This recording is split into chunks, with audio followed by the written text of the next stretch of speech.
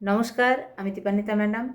আমার YouTube channel Deepa's টিচিংয়ে সবাইকে স্বাগত জানিয়ে বলি, আজকে একটি গুরুত্বপূর্ণ তথ্য আমি সেই সব ছাত্রছাত্রীদের সাথে শেয়ার করতে চাই যারা রাত জেগে পরীক্ষার জন্য প্রস্তুতি নিচ্ছ, কিন্তু মনে একটা ভয় কাজ করছে।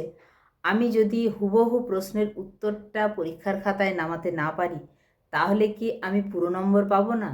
তাহলে কি আমি পার্ট বা কিছুটা নম্বর পাবো, নাকি আমার ওই প্রশ্নের উত্তরের কোনো নম্বর দেওয়া হবে না?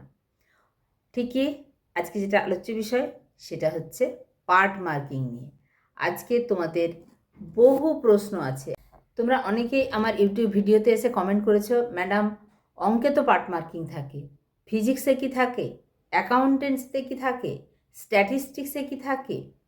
আজকে শুধু এই রকম যেগুলোতে ক্যালকুলেশন আছে সেরকম সাবজেক্ট নয়, একদম বাংলা, ইংরেজি, ইতিহাস, ভূগোল, অর্থাৎ ল্যাঙ্গুয়েজ গ্রুপ এবং সোশ্যাল সায়েন্স গ্রুপ, সেখানেও পার্ট মার্কিং থাকে কি না সেটা সম্পূর্ণটা জানাবো।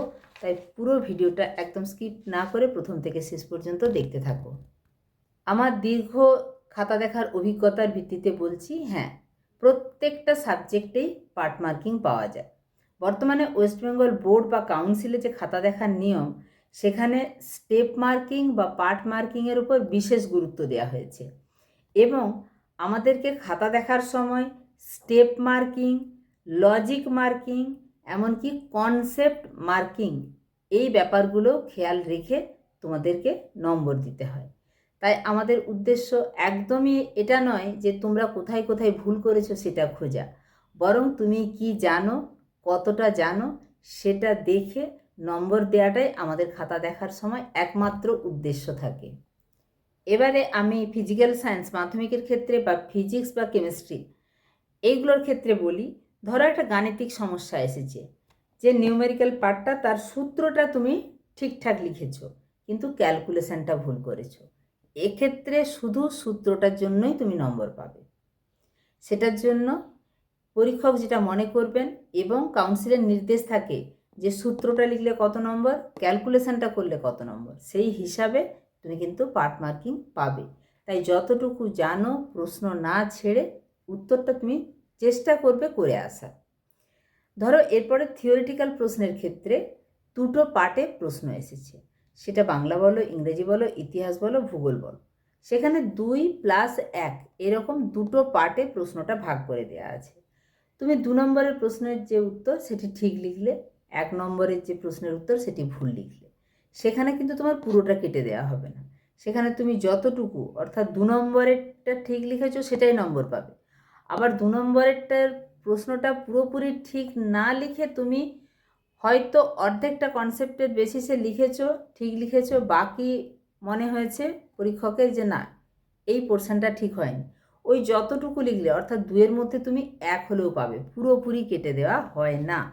ফলে বুঝতেই পারলে যেগুলো থিওরিটিক্যাল সাবজেক্ট সেখানেও কিন্তু পার্ট মার্কিং রয়েছে। এবার সাবজেক্টিভ উত্তর, কোনো প্রশ্ন, ইতিহাস ভূগোলের বড় প্রশ্ন যেগুলো 5 নম্বরের প্রশ্ন থাকে, তুমি হয়তো বইয়ের পাতায় যেটা লেখা আছে হুবহু পুরোটা তুলে দিয়ে আসতে পারোনি, কিন্তু তোমার পয়েন্ট ঠিক আছে, তোমার লেখার লজিক ঠিক আছে, তাহলেও কিন্তু আমরা পুরো নম্বর দিতে বাধ্য। একদম বইয়ের ভাষা হতে হবে, হুবহু হতে হবে এরকম ব্যাপার নয়, তবে অবশ্যই লজিক ঠিক রেখে উত্তরটা করতে হবে। অনেকে তোমরা এটাও জানতে চেয়েছো, ম্যাডাম আমি প্রশ্নের উত্তরটা করে এসেছি কিন্তু আমি আমার নিজের মতো লিখেছি।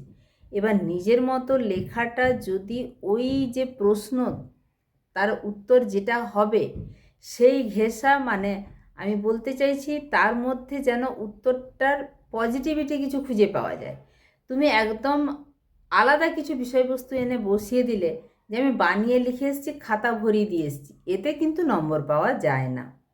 তাই আবারও বলবো, আমাদের উদ্দেশ্য থাকে যে তোমরা কতটা সঠিক লিখেছো, কতটা জানো সেটুকু দেখেই নম্বর দেয়া, একদমই তোমাদের ভুল খুঁজে বেড়ানোটা আমাদের কাজ থাকে না।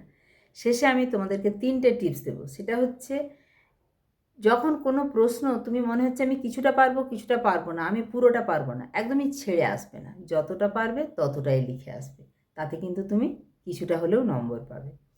পরিষ্কার পরিচ্ছন্নতা বজায় রাখবে এবং পরপর প্রশ্নগুলি যেগুলি মানে প্রশ্নপত্রে আছে পরপর করার চেষ্টা করবে। পরিষ্কার পরিচ্ছন্নতার উপরে আমাদের নম্বর দিতে সুবিধা হয়। আর একটা কথা বলবো যে ভৌতবিজ্ঞান বা অঙ্কে অনেক সময় থাকে না যে রাশিটার সাথে একক থাকে। ধরো দৈর্ঘ্যের ক্ষেত্রে মিটার, কিলোমিটার বা টাকা, পয়সা, এই এককটা লিখতে ভুল করবে না। এই একক না লেখার জন্য কিন্তু তোমাদের অনেক সময় নম্বর কাটা যায়। তাহলে যেমন নম্বর পাওয়া যায়ের দিকের কথাও বললাম, নম্বর কোথায় কাটা যায় সেটাও বললাম। অবশ্যই গুরুত্বপূর্ণ এই তথ্যটা বন্ধুদের মাঝে শেয়ার করে দিও। চ্যানেলে নতুন হলে অবশ্যই চ্যানেলটা সাবস্ক্রাইব করে রেখো, একটা লাইক করে দিও। দেখা হচ্ছে খুব তাড়াতাড়ি পরবর্তী উপস্থাপনার সঙ্গে। সবাই সুস্থ থাকবে, ভালো থাকবে।